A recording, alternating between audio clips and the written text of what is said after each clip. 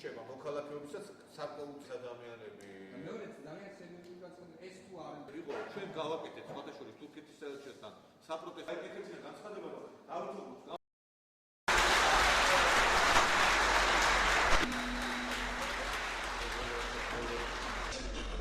Kurban Bayram mübarek olsun. Ay mekartule vegara var მაგრამ su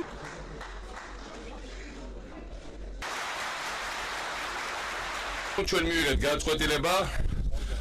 ამ რამდენიმე კვირის წინ 1000-მდე ჩვენ თანამემამულეს ჩვენ გადავით საქართველოს მოქალაქეობა ამ დღეებში კიდევ 3000 ჩვენს სიხს და ხორცს ჩვენს თანამემამულეს ჩვენს ანგელოზებს ყველა ასაკის ხალხს შედის აქ